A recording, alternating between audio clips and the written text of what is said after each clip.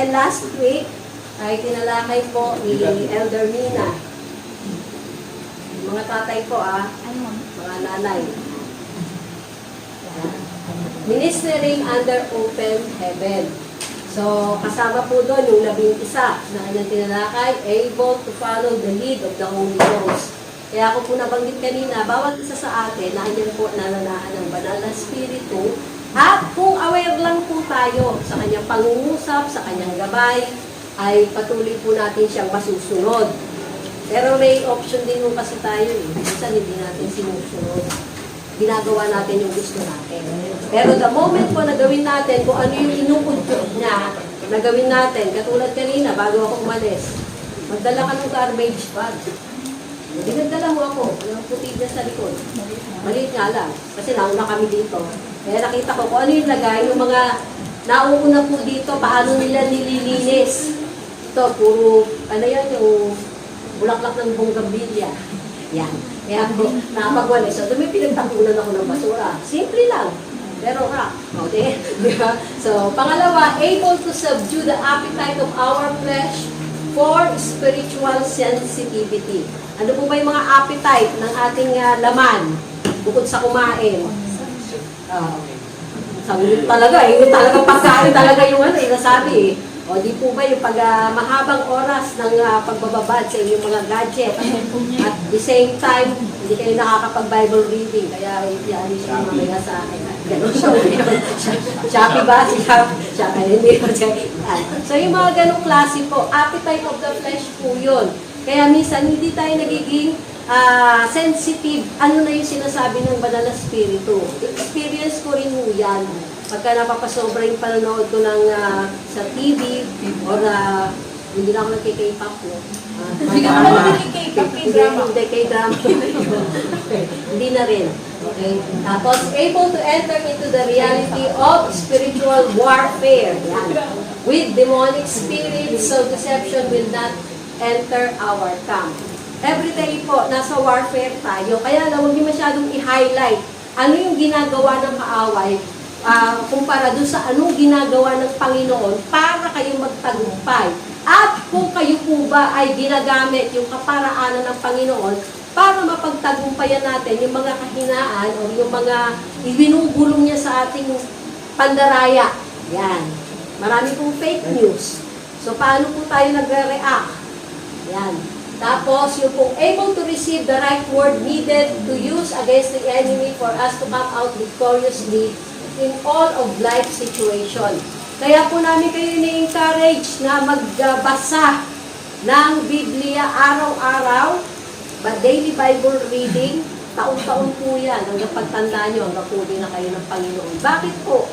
Kailangan natin yung word Maaaring feeling nyo malakas kayo. Feeling lang. Pero yung mga kahinaan, alam ng Panginoon yun Kaya nga binibigyan tayo ng kanyang word para po patuloy nating magamit upang siya mapagtagumpayan po natin. Tapos, yung kung maganda rito, gusto nyo makita na yung devil, hindi na kayo leaving us for he is not able to stand against us. Yung iiwanan na kayo, yung sa tatlong temptation ni Jesus noon, iniwan na siya ng devil. Hanggang sa muling pagkakataon na alam naman kasi hindi niya na talagang ililigtas tayo. Ang tanong, kayo po ba ay nauunawaan niyo yung kaligtasan na binigay sa inyo ng Panginoon? At hanggang ngayon, anytime na kunin kayo ng Panginoon, alam niyo ligtas kayo. At sa langit kayo pupunta. Mahirap na mainit na dito sa Pilipinas. Hindi na sa Pilipinas. Okay? Makita natin, kung naiinitan na kayo dito, how much more sa impyerno na naglalagablab na apoy at uod na hindi namamatay. Mararanasan po. Same ng physical na katawan natin. Na kung ano yung nararamdaman natin, sakit, paso, yan. Yun din po yung nararamdaman sa impyerno. Hindi pa naman ako nakapunta ron. Kapatid wala akong planong pumunta doon. Pero nakadescribe na po yun doon sa salita ng Diyos. Kaya nga po, inuudyokan tayo ng Panginoon na talagang, anong tawag dito, yung wala nang upuan dyan, Pastor, ito, puno mo. Ayun. Okay. Bali, yung pong nais ng Panginoon na patuloy tayo magtagumpay. Hindi ho tayo niligtas ng Lord. Alam natin na tayo ang aatakihin kasi po, hindi na niya aatakihin yung mga nasa mundo eh. Kaya kailangan agawin natin sila. Kaya kung tayo ay merong katungkulan na ibahagi ang mabuting balita ng Panginoon, ng kaligtasan at buhay na walang hanggan at yung permanenteng tahanan sa langit na kasama po siya at ang kanyang mga anghel. Ayaw po niya na mapahamak tayo at kung sino man po yung mga mahal natin sa buhay, agawin mo natin.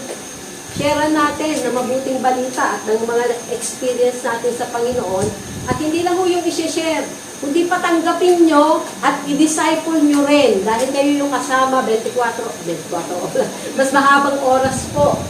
Pagpito, hearing the news of senior ministers or contemporaries is slowing down in ministry because they are not moving with the present move of God. So ito po makita natin na under open heaven, kamakailan lang po kasama ako doon sa mission at nakita ko po doon at kahit dito sa Metro Manila, marami na po yung mga ministro na umalis, nawalan. O yung iba, wala na yung church na pinagpapastoran. Kasi nga po, hindi current sa move ng Panginoon. At yung pangwalo, able to minister in places where God prepared for us in advance. So yung pong marketplace ministry, saan kayo nilagay ng Lord 24 oras? Online man yan or on-site?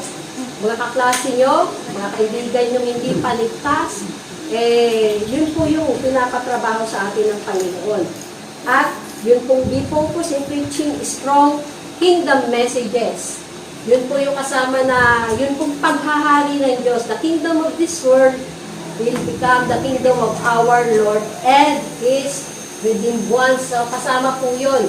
Yung kingdom messages to find, raise up, and disciple more kingdom workers. So hindi naman po ibig sabihin na more kingdom workers, doon na kayo kundi saan po kayo nilagay ng Lord, i-equip niya kayo para magamit doon. Kung magpapagamit kayo, magpapadisciple kayo, magpapaturo kayo, paano mag-disciple, and able to minister with high visibility and maximum impact. So kasama po doon, sabi ni Pastor Wilbert, high visibility and maximum impact is what will characterize our ministry under open heaven. Those who are ministering underground or in obscurity will start ministering in the open and full freedom. So yan pong nasa picture ay nung nagpunta po kami ng Ifugao, Lagawe, Ifugao, noon pong Miyerkules. At yan po yung church na Christ is the answer. Na work, ano yung tawag dito? Work, hindi. Kaya po mag-accommodate ng 1,000 tao. At yan po yung, yan po una nag-preach si Pastor Wilbert. At ito po yung aming unang kain ng gabi. At ito po kasama ko, ito po si Pastoral Lilian, kung tama ko yung pagkatanda ko ng pangalan niya. Isa po siyang pastora na single. Hindi ko pareho pala tayo pastora, single. Pero siya, binabi ng 56 years old na po siya. Ay, kapastora, hindi ka ba nagka-boyfriend na? Hindi ka boyfriend naman. Kaya lang, kung hindi ka looban ni Lord, hindi ko itinutuloy. Nakapunta na po siya ng Israel. Dahil yun po, Christ is the answer church. Saan man pumapunta yung kanilang miyembro, nagtatayo po doon ng church. At yung miyembro na po yung nagiging pastor kasi nga yung kanilang pinaka-vision is win souls and make disciples. Kaya nakapunta na po siya sa Israel na ano pa, hindi pa na-away na sa loob ng 3 buwan. So, eto po, yan po yung team, yan po yung senior pastor nila na may tawag dyan. Yan. May crutch po kasi siya doon at the same time yan po. Dahil yan church po nila, actually yan po yung pinaka-church nila, bundok po yan na binili. Bundok na binili, bundok po yan. Although hindi ganun yun, hindi ko pala naiintindihan siya sa bundok yan na binili at pinatag, pero paakyat pa din po. at meron silang school, may canteen, at meron po yung pantry namin pag kakain kami tanghalian, bababa pa kami. Pero walking distance lang din po doon sa pinatigilan nila sa amin na bahay ng judge. So makita po natin na yun pong isang bagay po na pinagpapasalamat nila.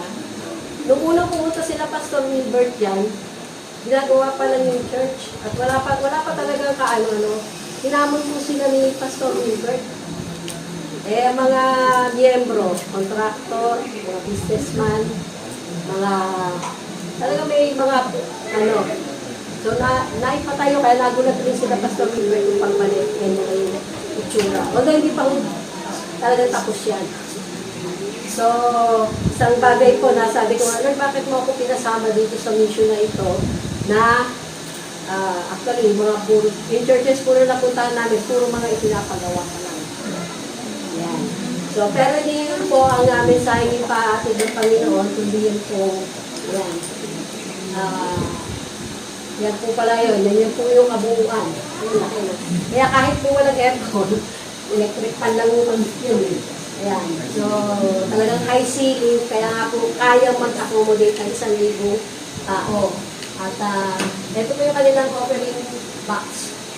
At yung nag-offering po, talagang makikita mo yung mga tao, talagang pumupunta dyan sa harap. Kasi nga ang sabi, bring your offering.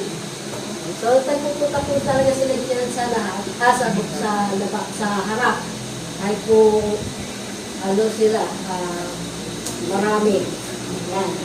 So, ito po tayo ngayon. Yan. Yung navigating between colliding waves. Although nasa open heaven season, series pa rin po tayo, pero isang bagay po na makita natin, lalo na sa mga pangyayari ngayon, alam ko po kayo yung mga pinagdaanan, maganda man o hindi maganda sa inyong paningin, pero lahat po tayo may pinagdaanan. At makita nga po natin dito sa Marcos 4:35 to 36. Ginagawin sinabi ni Jesus sa mga alagad, tumawid tayo sa ibayo. Alam niyo, mga kabataan, alam niyo ba yung ibayo? Kabilang side po yun. The other side. Kumbaga kung tatawid ka sa tulay, nandun ka sa kabilang ibayo. Kabayo. Kabayo. Sorry kayo sa kabayo. Ibayo po, ibayo. Di ba basa? Kaya't iniwan nila ang mga tao at sumakay sila sa bangkang sinasakyan ni Jesus upang tumawid ng lawa. May iba pang mga bangkang nakisabay sa kanila at habang naglalayag, inabot sila ng malakas na bagyo, kaya't ang bangkang sinasakyan nila hinampas ng malalaking alon at ito'y halos mapuno na ng tubig.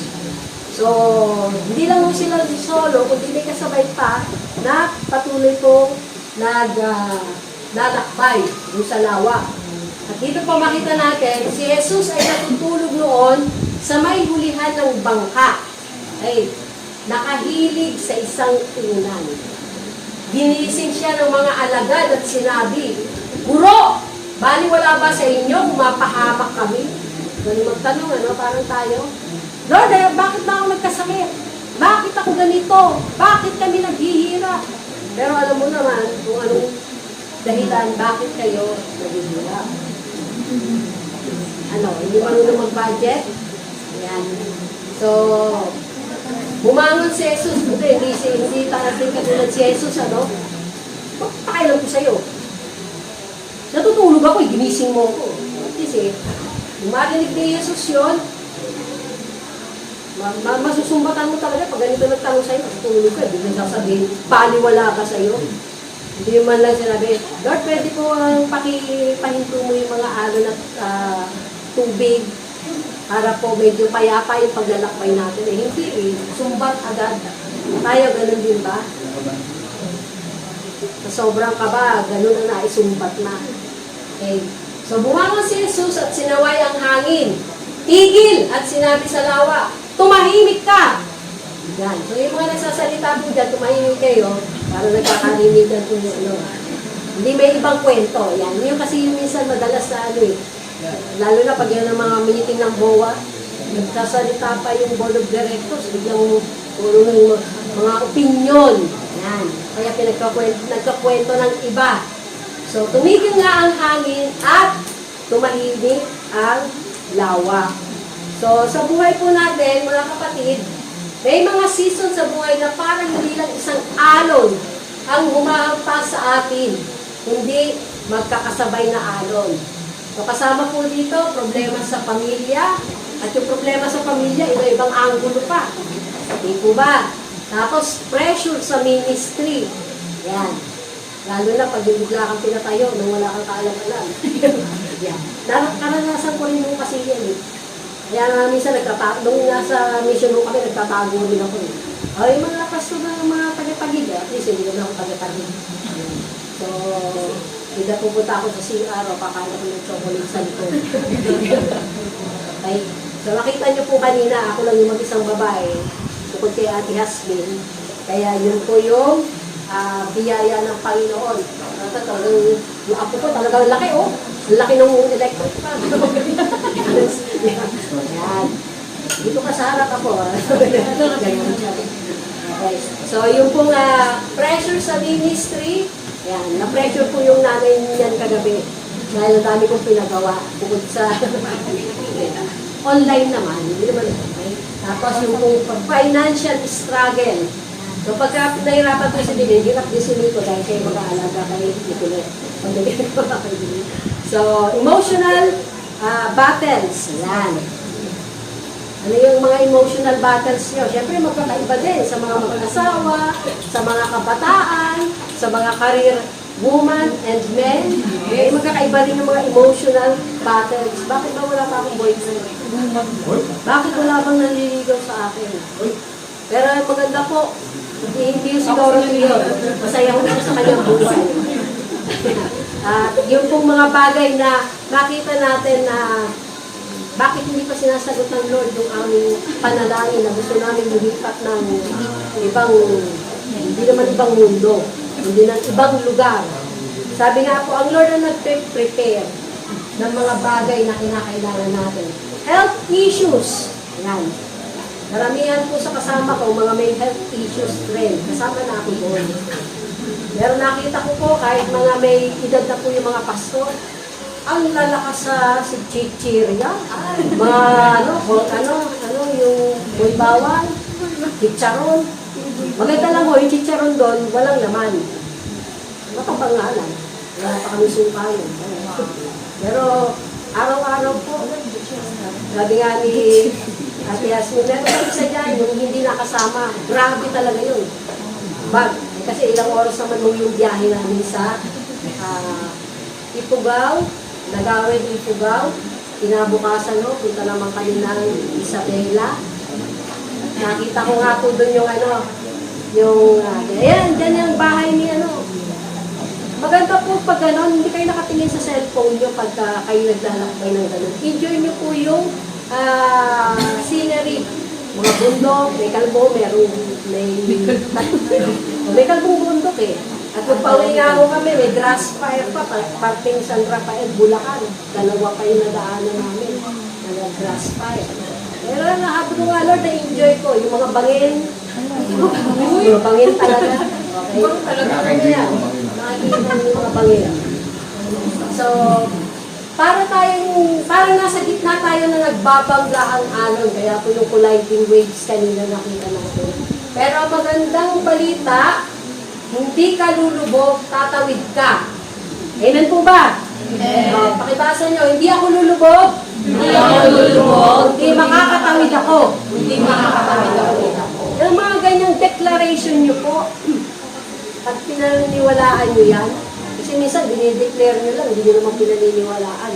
At hindi nyo nilalakaran. Diba? Hindi lang po basta natin, kundi paniwalaan talaga natin. Maaaring may mga pinagdadaanan tayo sa oras na to, pero may lagi pong sabihin na, Lord, anong purpose mo? Bakit mo pinagdadaanan ito? So, sabi nga po, storms come even in obedience. Ayan. Mark 4:35, ginagabihay sinabi ni Jesus sa mga alagad, tumawid tayo sa ibayo. So, tawid daw po sa ibayo. Sumunod naman sila agad, di ba? So, So, dito pa makita natin, kahit na inobey nila ang Panginoong Yesus, sumakay ng bangka, at patuloy na nakita po natin na habang tumatawid sila, hindi naman maalon. Pero pagdating sa gitna, hindi na nga sinabi ko, ano nangyari doon sa ibang bangka kasama eh. Pero makita po natin, nung sa sinabi ni Jesus na tumawid tayo sa ibayo. So, habang sumusunod sila kay Jesus, doon dumating ang bagyo. Ibig sabihin, ang storm ay hindi laging sign na mali ang direksyon mo.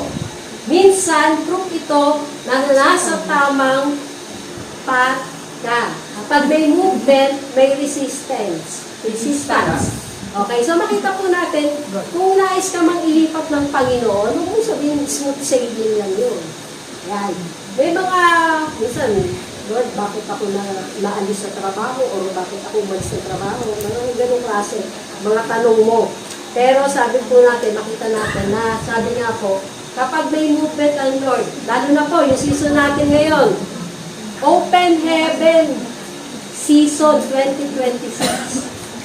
Dapat doon po, pinaniniwalaan nyo yun, dapat doon kayo lumalakad.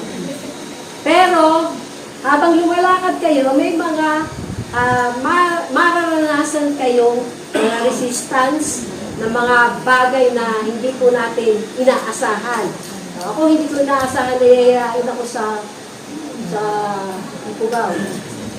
Kasi namatay nga po si Pastor Blooming, hindi umuo naman ako. At hindi ko alam na gano'ng kalaki yung gasto pagdating mission. Dahil ano po, wala akong libre doon. Pero isang biyaya po ng Panginoon, yung tinigilan namin mga hotel, nagbabayad na nga ako. Yung huling araw namin, isang kwarto na lang, nasa isang kwarto ako. O doon niyayaya ako ng mga pastor. Pastor, na 3 bed dito. Gusto mo dito ka na lang. Kasi nung una ko, magkasama kami sa isang bed ni Pastor Joe. Pero may halang yun. At magkabilaan kayo ng ano. Kasi baka mamoy ko yung paa niya. Mamimili pa ako. So may ginaarangan ako ng bago. Kaya lang, dalawa sila naghihilip doon. Kaya sabi ko, hindi, dito na lang ako para tahimik ako. Na-enjoy ko yung huling gabi ko sa Nueva Ecija. Pero sa Lagawin naman, sa ano po yun, sa Isabela yung kailangan kong ano. So, pangalawa, don't focus on the waves. Minsan, kapag sunod-sunod ang problema, doon tayo nagpapanik. Di po ba? Minsan nakafocus ka doon sa problema, hindi doon sa kung anong kayang gawin ng Panginoon. Sabi nga po, mas malaki si Jesus kaysa sa alon ng buhay. Huwag niyo kong palalakihin masyado yung alon ng buhay mo. Mas malaki po ang Diyos na ating pinananampalatayanan. Mas may kaya siyang gawin o kayang-kaya niyang itawid ka doon sa pinagdaraanan mo. Kaya lang may mga pagkakataon po kasi na ikaw ang tinuturuan ng Lord. Sa bawat problema ko, ako natutunan ko na, Lord, ano po yung itinuturo mo sa akin? Ano yung gusto mong matutunan ko? Hindi po yung, Lord, bakit naman higpit ng nanay ko? Lord, bakit naman hindi ako pinapayagang manood ng EXO? Hindi na nakasecure. Kaya hindi na nakasecure. Kasama niyo sa pinag-pressure. Uy, grabe. Kaya pala. Ganyan ka pala. Mas malakas na ba? Pag hindi ako kasama, okay. So, ang problema ng disciples, mas bigyan nila ang waves kaysa sa presence ni Jesus sa bangka. Di ba nga, kasama nila si Jesus, sabi ko, tulog lang eh. Pero ang nakita nila, humampas sa kanila. Minsan pa sa buhay natin, ganun din tayo. Wala rito ni isa sa inyo ang naubusan ng pera. Tama po ba? Amen. Sabi ko, kahit 5 na lang yung laman ng wallet nyo, may pera pa din kayo. Eh, minsan ang tingin natin, wala na akong pera eh. Diba? Kahit 5 piso na lang yan. Napakahalaga ko ng 5 piso. Kaya lang tingin natin, wala na tayong pera. Bakit? So, sabi nga po, baka mas tinitignan natin ano yung problema, ano yung laki ng problema kaysa sa laki ng ating Diyos na sinasamba. Nasa Linkaw years na po tayo ngayon. Yung sa prophetic word doon from Dr. Jonathan David, nilalakaran naman natin yun ngayon. Doon na po tayo sa season na yun. Pero yung mga sumusunod po ng Panginoon, yung declaration na ng open heaven, ay yung pong season na to. Tanong ko nga doon kay La Pastor, Pastor, bakit dito? Puro baka yung nakikita ko sa bukid. Wala na ako nakikita kalabaw. Hindi, sa ibang lugar kasi yun. Buti pag uwi ko ng Cavite, may nakita pa ako kalabaw sa bukid. Okay? Kasi usually po, pag sa Sambales ako umuwi, may kalabaw pa doon. Okay? So, makita po natin, pangatlo, keep your eyes on the other side. Minsan kasi nakafocus tayo dito sa ano yung pinagdadaanan natin, hindi yung ano yung pupuntahan natin. So, ang focus mo, hindi yung alon. Ang focus mo ay yung sinabi ni Jesus, to the other side. Yun. So, yun dapat yung kailangan mong lakaran at patuloy na tanawin. Okay? Kasi pag tinatanaw mo, alam mong makakarating ka. Di ba? Although, nung tinatanaw ko yung bundok sa Banawe, yung Banawe Rice Terraces, hindi naman nung kami umakyat doon, baka kung high po yun. Tsaka may edad na yung kasama ko din. So, may destiny sa kabilang side, may breakthrough sa kabilang dako. Amen po ba? Amen. At may assignment ang Diyos sa other side. Amen po ba? Amen. Mga umaymen, gawin niyo yung assignment niya ha. Kasi nga sabi ko, masyado kayo nakafocus. Ano yung meron kayo dito, hindi nyo tinitignan, ano yung pinapagawa ng Lord sa inyo. Lagi ko sinasabi, may marketplace kayo. Yung mga aabutin nyo sa inyong school, mga kaklase, kaibigan, mga katropa sa Zumba. May Zumba ba dito? Mga katropa sa jogging. Baka wala kayong ano ha. May pinapaabot ang Panginoon sa inyo. So, keep your eyes on the other side. At kung kayo po ay alam niyong may calling, piniprepare kayo ng Lord para doon. Kaya may mga ipinararanas ang Panginoon sa inyo.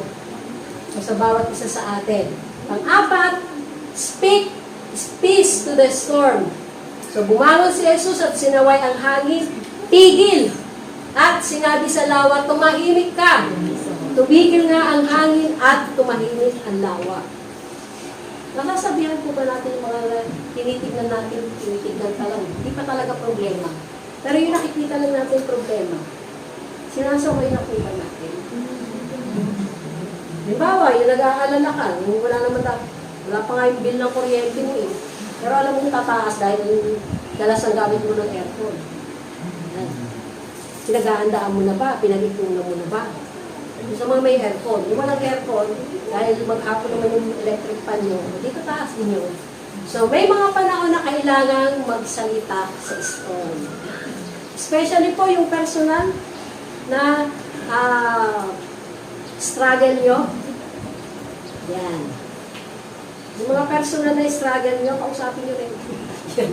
Sawayin nyo rin. Sino po sa inyo dito nagsabi, hindi ako mag-aalala. The Lord is my provider. Ang tanong, sinusunod mo ba yung prinsipyo ng Lord? Hindi po pwedeng i-quote yun kung hindi mo sinusunod o ginagawa. Yung prinsipyo inilatag niya sa panahon natin ngayon na hindi ko nabago. So, sabihin mo, speak peace to the storm. Sabihin mo, peace sa pamilya ko. Peace sa pamilya ko. Peace sa ministry ko. Peace sa ministry ko. Peace sa isip ko. Peace sa isip ko. At peace sa finances ko. Peace sa finances ko. Pag-budget ka na maayos ha. Peace sa finances ko. Panay naman ang bili mo ng gulaman araw-araw tapos sa Libro. libro na hindi binabasa naman. Uy, binabasa naman. So, pagkatapos po natin, the waves may hit your boat, but they cannot sink your purpose. Ang tanong, alam po ba natin kung anong purpose ng Lord sa buhay natin?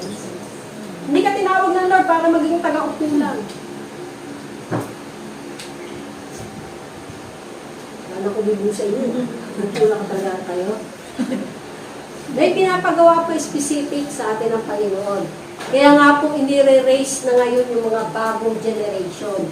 Pero, sabi ko nga, nung time na nagpatuloy tayo, ay kasama na po doon na, ang sinabi sa akin ng Lord, remnant lang yung ititira ko. At doon ka mag-i-start mag-gina. So ngayon pong nasa apostolic teaching na po tayo, talagang medyo mabigat sa iba. Yan. At patuloy na makita po natin, nais ng Panginoon na yung boat lang ang magsisink pero hindi ikaw. Amen po ba? Yung mga, ano yun po yung sinisimbolize ng boat, yung mga pinangahawakan mo. Tao man yan, mga bagay-bagay, kayamanan mo man yan. Kaya nga yung declaration ko kanina, Lord, ikaw ang may-ari ng lahat ng meron kami. Kaya hindi na po mahirap pag pinarelease ng Lord, bigay mo yan. Hindi ko lang mo binibigay yung hope ko. Pero pag sinabi ng Lord, yun. Madali na para, dahil alam natin, nagbibigay, susupply ng lahat ng ating mga pangangailangan. Pag withhold natin, withhold din ang blessing sa atin. Pero alam mo ba, kaya pinabibitawan ng Lord sa iyo. Kasi may ibibigay siyang mas malaki, lagi kami hawak, hindi niya makibigay. Kanina po, pagpasok namin dito, Lord, mukhang ano mo na rin kami. Although, napag-usapan na po ng board, na talagang mag-i-start na tayo tambak yung sa Vista Verde. Kasi bawal na pong pumasok dyan yung mga yung car na walang sticker. Ginagamit na po nila yung sa kabila, yung katabi ng Max. Kaya, kanina nakagrab kami. Hindi pa kami pinapunta. Yan. Kaya nga sabi ni hindi na namin madadaanan yung mga member na naglalakad. Siyempre, hindi pa sa may sa iba yung pinadaanan po. Kaya, yun yung sinabi ko. Kaya, although talaga ngayon pong may start na namin na patambakan yung sa Vista Verde. At yun po yung mga bagay na pinapakita sa atin ng Panginoon. May pera ba, church? Meron naman. Ang tanong, sapat ba? Kaya may mag-estimate pa po sila habang inaayos naman po yung sa papel pa. Marami na pong gagawin. Kasi nga ni Pastor Wilbert sa akin pag may lumalakad na bishop ng mga papel, nakarehistro na po ang School of Church Builder kasi tayo ko corporation song. Siyempre, mas marami akong hindi alam kaysa alam nila. Pakita mo sa akin yung mga papel mo. At gusto ko na rin magkaroon ng office nang mabawasan na yung mga tambak ng file box ko sa bahay namin. Pero makita po natin sa timing ng Panginoon. So, dito po, makita natin na mga kapatid, ang Diyos ay nagtuturo sa atin kung paano mag-navigate. Ano yung navigate sa Tagalog? Ayun na yun. Alam niyo yung navigate. Naiintindihan niyo na. Paano ano yun? Umayan? Hindi, yung Mamalayan? Bando? Hindi, yung parang hindi yung magpagbiyahe, yung kung paano lumiko, di ba? Yun na yun. Yan. Mag-navigate sa gitna ng colliding waves. Ibig sabihin, sabay-sabay man yung problema mo, yung alon sa buhay mo, alam mo kung paano ka magkakaroon ng payapang buhay nang hindi ka mag-aalala. Sabi nga, sino ba makakapagdagdag ng kahit isang ano ng buhok? Sa pag-aalala mo, puti lang ang maidadagdag buti nga ngayon, may pangkulay na Pero sino makakapagdagdag pag ikaw ay nag-alala? Mababawasan pa yung kapayapaan mo kung pananampalataya mo sa Diyos. At hindi para lumubog, kundi para makatawid sa destiny. Kasi baka minsan pag nag-navigate tayo, doon pa sa mas malalim o doon pa sa mas delikado. Hanggang si Sir Marlon na Navy, diba? Yung retired, So ano yung navigate? Depende sa lugar kapag sa dagat, maglalayan. Maglalayan. Yun na nga dandun yung waves. Maglalayan ng tamang word. Pag-navigate. Hindi sa tayo pag Yung steering tawag doon. Ayun, steering. So, ba maniobra? Yun, mag-maniobra sa colliding waves. Yan. Pagkasas. Voluntaryo lang dito yun. Okay? So, dito po makita natin. Yan. Yan o, nakita natin. Yan, dyan kami. Makain. At kami lang ni Ate Yasmin, yung dalawang babae. Yan po yung mga pastor na kasama namin. Kailangan kasi, pag sumama ka sa mission, marunong ka mag-drive. Dalawang dala namin, BYD.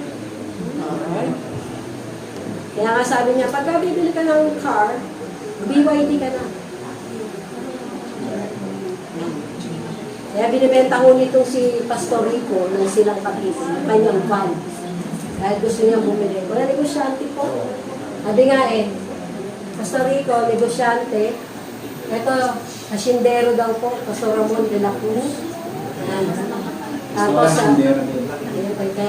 kaya sabi ko nga po, tsaka yung mostly po dun sa mga churches na pinuntahan namin, sabihin mo mang maliit or ano, pero mga businessman. At dito po, yan. Ito po yung kala Pastor Grismy. Ito po yung church nila. 1,000 square meters ang lupa. At kalahati pa lang. Konti pa lang po ito. Pero sabi nga, the moment na yung nilakaran nila, mabilis po napapatayo. Even yung po nakapulang elder nila sa akin, kami na bilang din yung nagtulong-tulong dito. Yan. So, yan po yung mga tanda ko sa namin. Diyan po kami. Mga pinuntahan namin. Yan. Ito naman po yung sa Isabela. Cordon Isabela po yan. Tinuro sa akin yung papasok. Ay, dyan yung, nila Pastor Gracie. Banda, maganda ka ako yung daan. Mga 3 kilometro pa mula sa kanto kung magpasok. At mas malayo pa po doon yung bahay nila Pastor Gracie. Kaya kahit gusto kong po na puntahan, sa sobrang init, ayaw na nila. So, yan. Yan po kami dahil kami tatlo lang yung sa pumunta ng Banawe na bago. Naiwan po kay Pastor Wilbert yung 6. So, kami lang po 4 na pumunta nila at Yasmin. Pero kami tatlo lang yung bago nakarating sa Banawe. Yan. So, ito po yung sa Nagawi pa din. Ito yung church kanina. At yan naman po sa Robinsons na ano ito? Hindi, Isabela na po. SM na yun. Hindi, Robinsons na eh. Yan, papunta po kami naman yan, Panueva Ecija na. Lunes at Martes. Okay? Kita nyo na po. Yan. Yan mga yan, puro driver ka po. Mga driver. Palitan sila. Yan po yung huling tinigilan naming hotel na solo ko, yung kwarto. At sabi ko nga, nagbabayad ako, 1,001 yung sa kwarto. May sumagot kami. Kahit dun sa Nagawi, sinagot ako nung sabi, hindi ko naman kayo papabayaan eh. Pero nag-iwan mo kami ng pang-kuryente. Dahil yung aircon at saka yung tubig, dalawa kami pumunta. Hotel Consuelo. Tapos ito po yung sa Nueva Ecija. Yung bullet stop, bago kami uwi. Yan po yung kanilang Kita nyo lahat ng drum set nila nasa gitna. Bakit kaya? Ayan po yung Ayun yung mission na. yan po yung Assemblies of God naman. Ayan po yung pinaka... So, yan po yung emergency heat.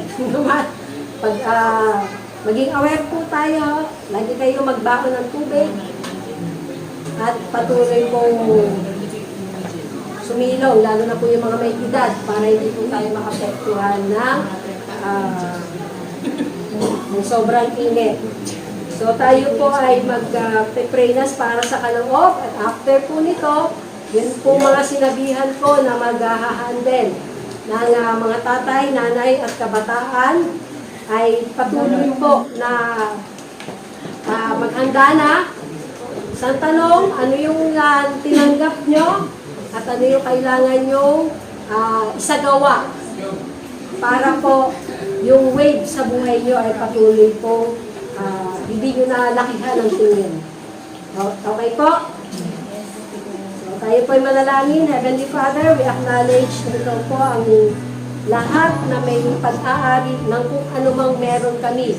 Ang buhay namin, ang kalakasan namin upang magtrabaho, upang mag-asikaso sa negosyo, ay nagmumula lahat sa iyo.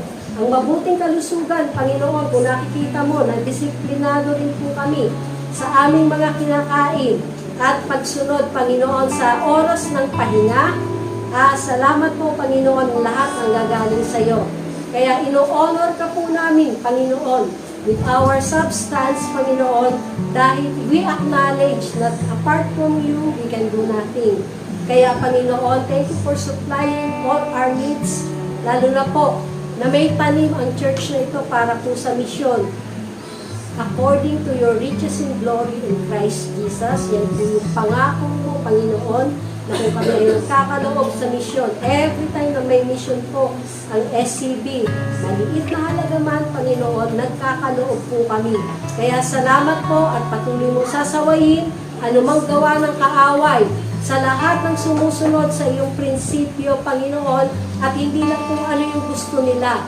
Dalangin ko po, Panginoon, you will open up the minds, Panginoon, upang maisagawa po at maunawaan nila ang prinsipyo mo, Panginoon, ng pagbibless at patuloy pong pagsusupply ng bawat needs, especially, Panginoon, sa mga panahong ito, Panginoon, na nasa linkaw years. Lord, dalangin ko po ang wisdom sa mga may business. Salamat, Panginoon, na ikaw po ang patuloy na magpapala, mag-i-increase at mag-multiply sa lahat ng tapat na sumusunod at patuloy pong sinasagawa ang mga prinsipyong inilatag mo, Panginoon, sa amin mula pa noong Old Testament hanggang New Testament at hanggang ngayon sa season po namin. Thank you, Father God, for your faithfulness, your goodness, your love and mercy. Patuloy mo rin kong pagpalain ng bawat pamilya, Panginoon, na narito, mabuting kalusugan, kagalingan sa mga may karamdaman, and thank you, Lord, sa fellowship, Panginoon, na patuloy po na i-bind mo ang bawat isa sa pagkakaunawaan, pagtutulungan, at patuloy po, Panginoon, na ikaw ang nagbigay ng kaunawaan sa bawat isa, sa pangalan ng Ama, ng Anak, ng Espiritu Santo. Amen. Okay.